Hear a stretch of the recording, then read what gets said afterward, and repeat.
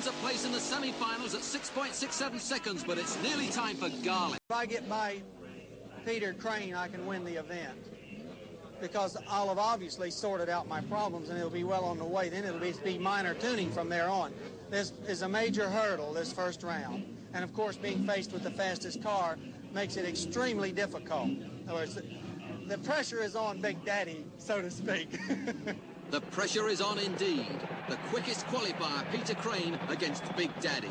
The first European to actually race the king. The atmosphere is electric.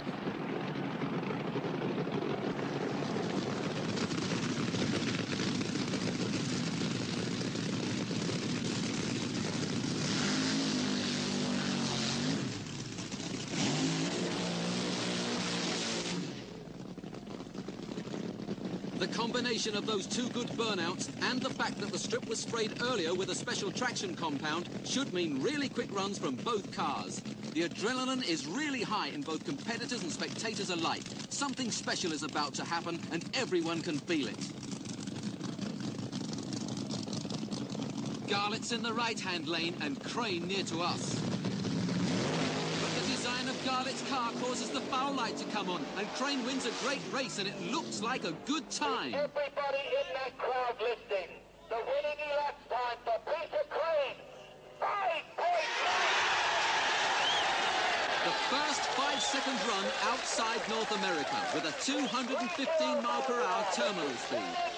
Crane was ready for the challenge, and he's done it. The first man in England, in Europe, to lay down a 5.97 seconds. I thought if I do a 6.2 like I do yesterday, I'll be doing very well. Legitimate 5.9. To beat him, but to do that all at once. That's the European record. Come back down, you've done us 5. But Garlits isn't very happy with his run. I was standing there and I saw the red come on. The other guy I got was a green. still there. I guess that 20 seconds must have run out. That's all I can think of. Well, how could it run out if the one guy isn't even stationed? Oh, he run right up and turned both bulbs on. Well, that's what I thought. That's what I thought. That's not a good thing. You know, I guess I was the man blinded is still by your the car, best. so I couldn't really see Yeah, you. well, it was strange because it wasn't any race anyway. It was out. I was Right, out. I I was saw just it. sitting there and I'm red. Peter Crane, fantastic. What did it feel like? Pinch me, I think I'm dreaming. Hey, it was really good. Were you loaded higher for that run? No, we weren't.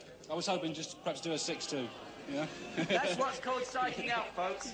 Now, you must have been really going there when you came out onto the line, you saw Garlits there. What were your thoughts? Did you think back to some of the psyching that's been gone out there, or just you were going to concentrate for that run? No, I thought the worst thing I could do is come second. Ladies and gentlemen, we've got a trophy here put up by Santa Pod Raceway. Dave Watts is here from Santa Pod for the first 5-second run here in Europe. Fantastic. A great big cheer, Peter Crane.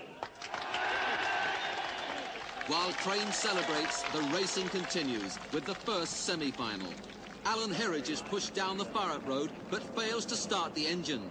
He seems to have selected the wrong gear in this new car and is not getting oil pressure, preventing him from firing up this engine. Meanwhile, Owen Hayward burns out and gets ready to race.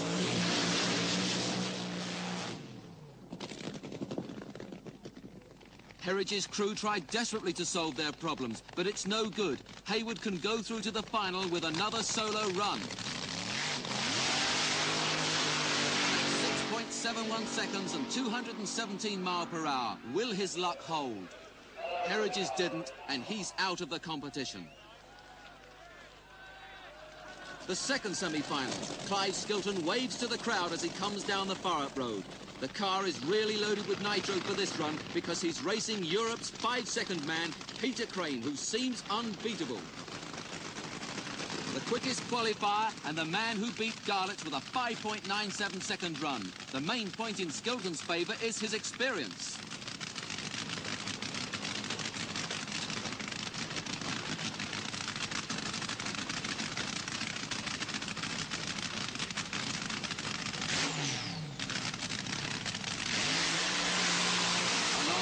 Burnout for Crane.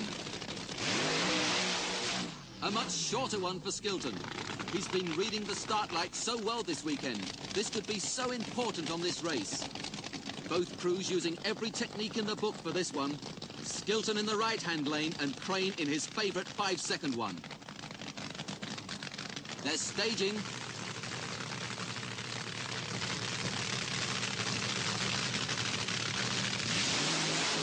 But Crane has handling problems, and Skilton goes through to the final in 6.37 seconds to Crane's quicker 6.03. But oil has been dropped in the near side lane, and this could affect the final.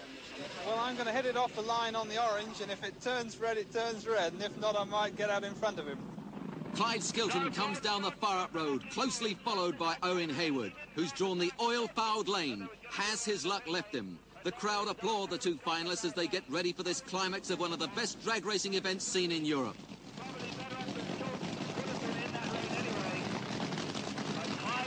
Both crews go through the familiar but necessary burnout routine.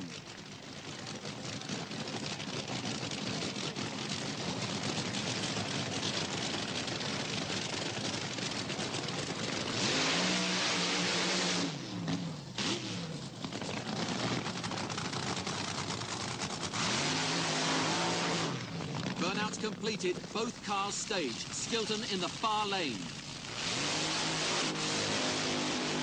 And it's Skilton the winner with 6.37 seconds at 208 mph. A great win.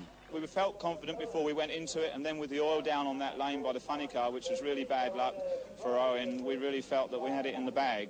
Well, I didn't hit it quite early enough, but it was a good race. I enjoyed it. I really like a race like that where there's two cars side by side. I enjoyed it. It's a good day.